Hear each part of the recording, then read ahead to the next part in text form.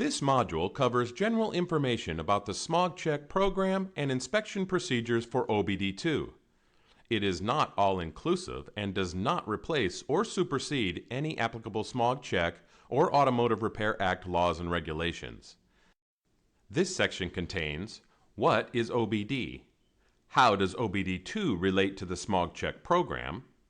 Readiness monitors, onboard diagnostics, OBD2 inspection, locating the DLC, and OBD2 testability. The first onboard diagnostics, or OBD systems, were introduced in the early 1980s to lower vehicle emissions and help automotive technicians in the diagnosis and repair of computerized engine controls. The system monitors components that can affect the emission performance of a vehicle. If a problem is detected, the OBD system warns the driver by illuminating a malfunction indicator lamp, or MIL, on the instrument panel. The MIL typically displays check engine or service engine soon.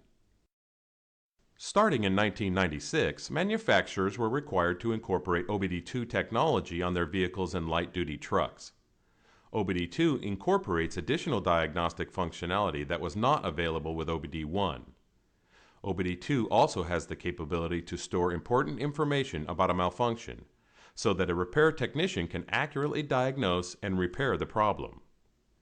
OBD2 systems include improved software and hardware to monitor virtually every component that can affect vehicle emission performance, alert a driver of any emissions-related malfunction by illuminating the MIL. A MIL light typically displays the phrase "Service engine soon," "Check engine," or is a symbol of an engine. Store important information about a detected malfunction. In addition to measuring tailpipe emissions, a SmogCheck inspection includes an OBD check as one of the functional tests of emission control systems. Since OBD2 systems involved automatic monitoring of a vehicle emissions control systems, the U.S. Environmental Protection Agency requires an OBD2 test as part of the SmogCheck inspection. Readiness monitors are tests performed by the PCM that check the emission control systems. Tests are performed on many different components while the vehicle is operating within allowable limits. The PCM cannot run some tests until certain driving conditions are met. When the PCM monitor indicates complete, it means the test was completed. It does not mean the component or system is operating properly. The figure on the screen shows that all the monitors except two are complete, or ready, and the AC refrigerant monitor is not available on this particular vehicle. This vehicle has one available monitor that is not complete. Not all scan tools or manufacturers will display the readiness monitors identically. Some scan tools state "done," "complete," or "ready." The exact number of monitors in a vehicle depends upon the motor vehicle manufacturer emissions control strategy. The misfire, fuel trim, and comprehensive component monitors are continuous, which means the PCM is constantly testing and evaluating these emission components and systems when operating conditions are met. The vehicle's computer reviews the status of various emission control systems. For a system monitor to run to completion, the vehicle must be operated through a prescribed drive cycle or sequence of events. The requirements may include a specific speed or a required length of time, minimum coolant temperature reading, no hard acceleration, or other factors. If all the requirements for the monitor are met while driving the vehicle, then the monitor should run to completion. However, if the engine failed to reach operating temperature, the vehicle was not driven at a steady speed for long enough, another sensor required for the monitor was weak, or a code was previously stored that could influence the outcome of the monitor, then the monitor may not complete. In addition, SmogCheck inspectors typically use a scan tool to clear codes and turn off the MIL subsequent to repairing a vehicle. This too will set all monitors to not ready. Monitors not run to completion may also occur by disconnecting the battery.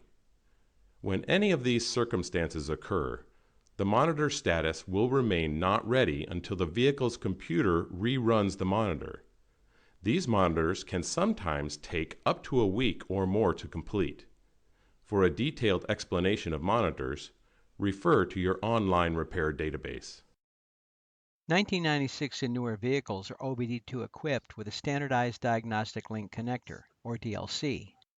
The DLC allows the inspection systems, both EIS and OIS, to connect and collect OBD system diagnostic information. The DLC is a good source for RPM pickup during the smog check inspection. The DLC can be difficult to locate in some vehicles. Most connectors are located on the driver's side under the instrument panel. However, on some vehicles, the DLC is located at the center console or on the passenger side of the vehicle. The next slides illustrate DLCs that are difficult to locate. This is a 1996 Audi A4. You will find the DLC at the rear of the center console under the ashtray.